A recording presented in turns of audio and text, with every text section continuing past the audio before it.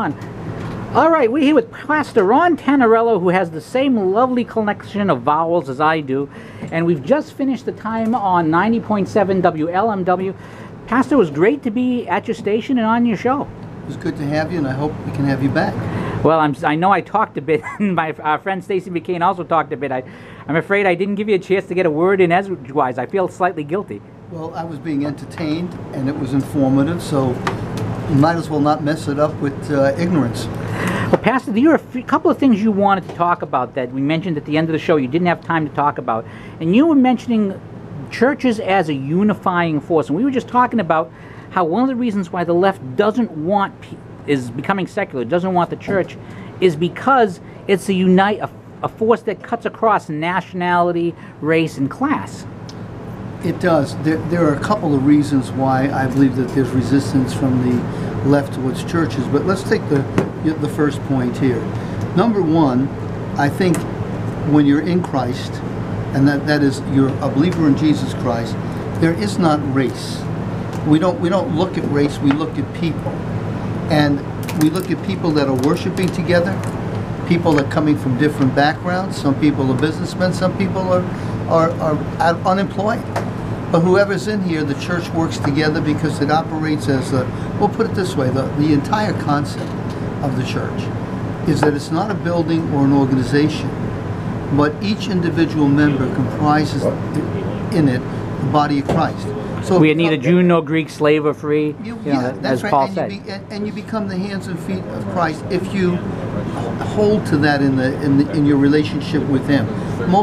Everything that's good in the church comes out of relationship with God. Other than that, it's just religion. So that's number one. So in our church, we live in Amherst, so it's a predominantly white neighborhood.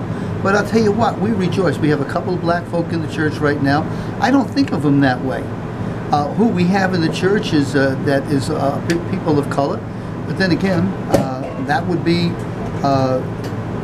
Joyce and Dave. Dave's been here for years and years and years. We don't look at Dave or Joy as black people. We look at them as people who are part of our community. Now, what's the name of your church? Amherst Christian Church. And how long have you been pastor?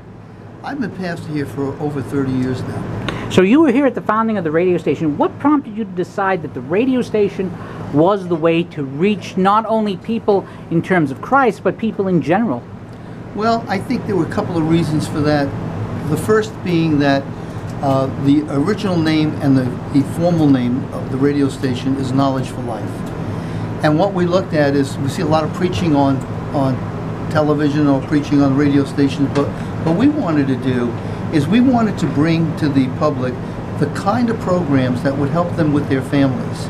Basically how to be a better husband, a better wife, work at parenting, issues like that. Plus also the political issues, which really I discovered are not political. The political issues really are spiritual issues. Oh boy, I love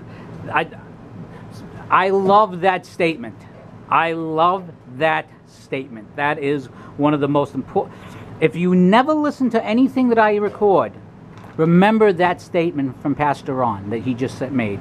The reason that they are spiritual is when you think about it, they deal with society, they deal with poverty, they deal with relationships between people, and basically morality. And without a moral society, this society will fall apart. And that's what we're watching happen, by the way.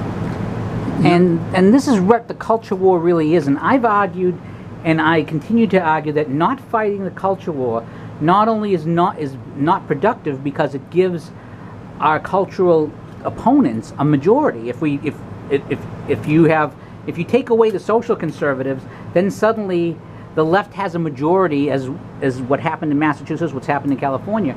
But as you said, all of these issues pertain to God and go back to the culture. Politics is downstream from culture, as Andrew Breitbart used to say. There's not a single issue in society that doesn't impact in some way a person from a spiritual standpoint. Let's put it this way. Let's take taxes, for example.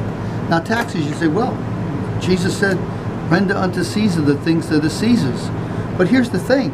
If you take away the taxes from people that are hardworking people, who are trying to help others, and you have government begin to do that, then what happens is their little programs get work and people don't get help. Let me give an example. We had one family in here, 3 children. The guy was working, he was working in a machine shop and just doing stamping work and stuff like that. But if he could weld, he could get a raise. That welding job needed training. There was one of the people in the church that helped him and paid for his course in welding so that basically he could get the skill and support his family. That's what the church does. It helps one another. It works with people. Now, what do? Send them back into a government program? By the time you take that money for that course, it costs 4 times as much. That's not productive for people. And let's not forget, remember Zacchaeus, where he's over there. If I defrauded anybody, I will repay him fourfold. And that's the difference between collecting the tax that is due Caesar and the extortion for the problems. And those high taxes end up becoming employment schemes for people like the gender studies people who don't have an actual skill. Exactly. If you think about it this way, you have an ability in the church to use the gifting that God has given you to benefit others. And that's how it works. It's not about you. It's like this. Christ saved us for what purpose? That he might basically have a people for himself that were zealous for good works. That's the works that he had intended. What are those works? Well, those works are, we'll put it this way, it's like the Good Samaritan. You're walking down the road, and there's a guy that's hurting. The religious guy, the first religious guy walks by him, and he doesn't want to get his hands dirty because it'll be unclean. The second one's a priest, he walks by him, but the Samaritan comes, picks him up, puts him on his horse, takes him and takes care of him. That's how you do. Whoever God puts in front of you, that's the person that you serve. Go and do likewise. You do, yeah.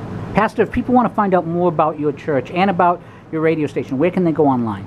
They go online at amherstchristianchurch.org, and that'll give them a little bit of background on the church. They can find out about us. The radio station is New Hampshire Family Radio .org, I believe it is, right? Where I think we're .org. nhfamily.org.com. Yeah, .org or .com. And you can find out about both. And is your station 24/7? Excuse me. 24/7, and we broadcast. We're also a affiliate of American Family Radio. And how often are you live? I know we were live today. Well, we're live. We have how many shows? We have several live shows. Yeah, we have Monday through Friday from 6 to 9 p.m. We have the Rich Gerard show. It's live. We have shows on during the week. On Tuesday at 1 p.m. We have Pastor Jose, I can't remember his name. Una. What? Una.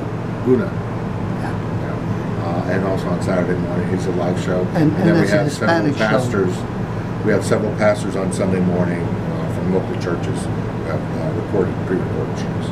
All right. Well, thank you again very much, not only for the interview, but for having me down. Thank you for being here. We really enjoyed it.